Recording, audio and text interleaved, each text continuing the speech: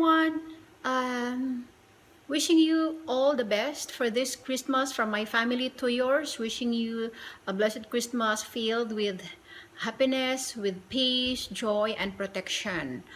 Today, I'll show you guys how to make a Christmas platter, of course, out of fruits and vegetables. Hindi mawawala sa ating New Year's Eve buffet ang fruits and vegetables for our salad. But of course, hindi mo lang basta-basta yan ilagay sa tables nyo kasama ng the rest of the foods ng handa nyo sa inyong Noche Buena. Bigyan mo naman siya ng kaunting presentation.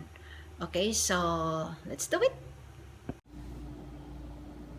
So, ito yung mga fruits and vegetables natin, guys.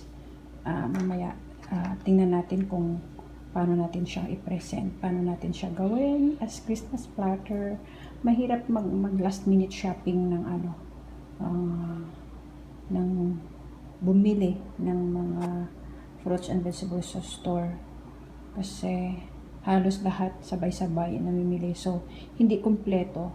Dapat meron siyang pakwan para colorful kasi red yung pakwan. As much as possible colorful, so mas colorful the better kasi makulay yung Christmas, diba? So wala tayong nakitang fresh pineapple, so gagamit na lang tayo ng in-can na pineapple. So ayan na guys, first kailangan mo malaman, ma-determine mo kung ano yung concept ang gagawin mo. Kung star ba yan, kung Christmas tree ba yan, Christmas wreath ba yan, or any Christmas ornaments na gusto mo. So, since ako, hindi ko na kumpleto lahat na gagawa sana ako ng Christmas tree. So, wala akong ibang fruits. So, nagawa na lang ako ngayon ng Christmas ornaments, ng Christmas crown. Ganyan. So, tingnan natin. So, kailangan audible lahat ito. So, ito, yung grapes, huwag mo tanggalin huwag mo siyang pitas-pitasin bawat isa. Kasi mas maganda siyang ilay mamaya sa platter pag nakakawit ka pa. And then, slice yung fruits doon sa desired cut na gusto nyo, like ako ornament. So, pabilog siya. So, yung mga cut ko, like ito, pinat ko siya as pabilog. So, let's see. So, guys, first, kailangan nyo ng magandang Christmas platter. As much as possible. Christmas color.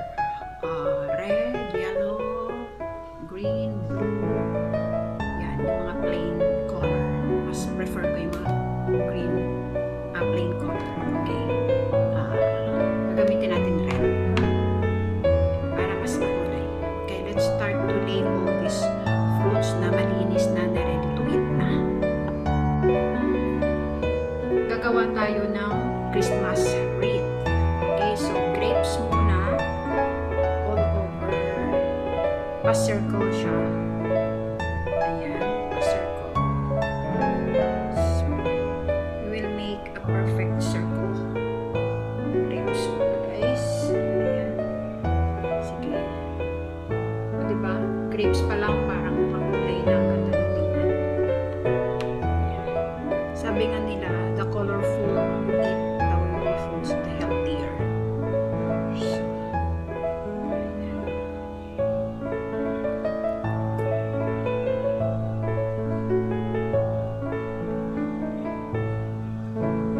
adjust po natin. Hindi naman kailangan siyang maging perfect. Na even lahat. Kasi, gawin natin ito. Yan na, grapes. Kasi yan na yung pinaka first fruits natin na nilay.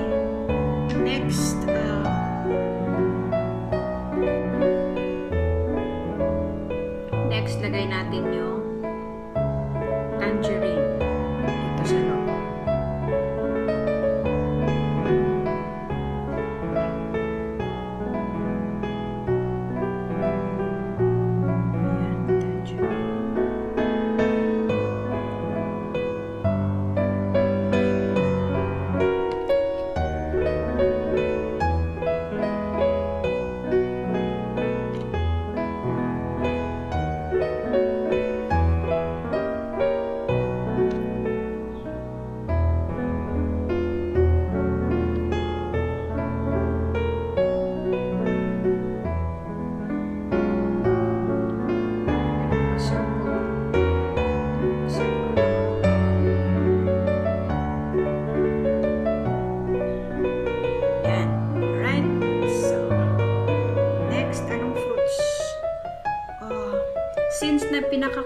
nating fruits ngayon ay strawberry. Siya na lang yung ilalagay natin sa gitna. Na dapat sana yan, madami siyang strawberry. Gawin natin siyang ribbon or santahat. Lagyan natin ng marshmallow. Kaso, wala eh. So, kung ano lang available na fruits dyan, kailangan maging creative.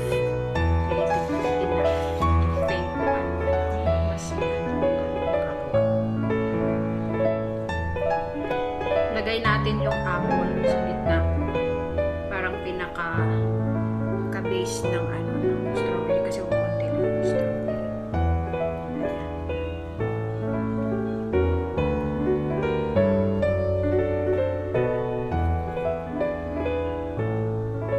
May kumapagod sa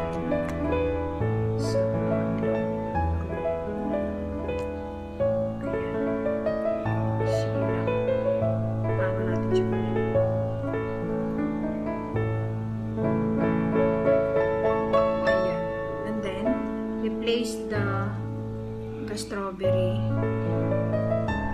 sa pinakagitna kasi siya hindi maganda, hindi fresh yung strawberry natin kasi ayan.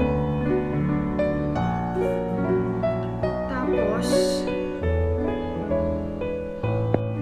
next is itong red cherry pa to. I-alternate natin siya sa kiwi kasi green yung kiwi.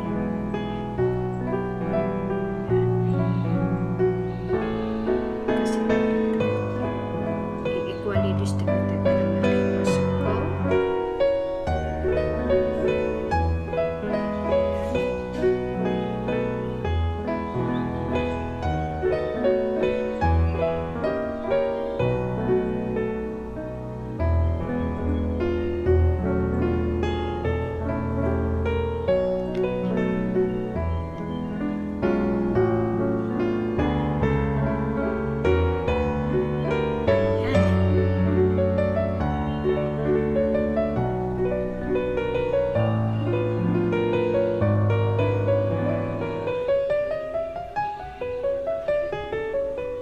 Okay guys, ayan ang platter natin, Christmas platter. And then the green kiwi, alternate. Ayan. The green kiwi. O, di na nakita yung napuno halos. Di na nakita yung ating plato ng color green. Sure guys na malinis na itong lahat ng fruits na to para ready to eat na. Ayan. This is my first time to do this kasi occasionally gumagawa ako ng yung platters like ng Thanksgiving. How to make a turkey out of fruits and vegetables din.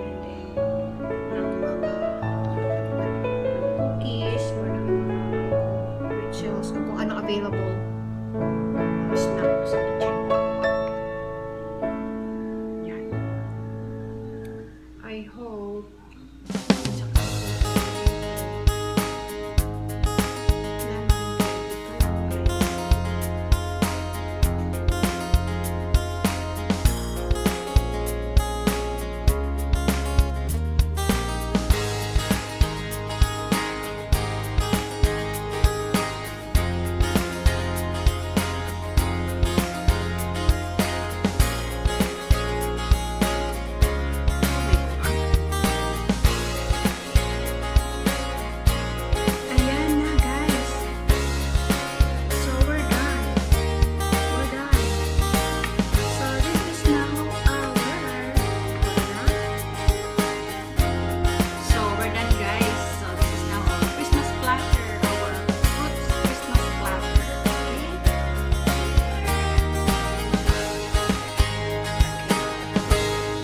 Merry Christmas everyone. God bless us all.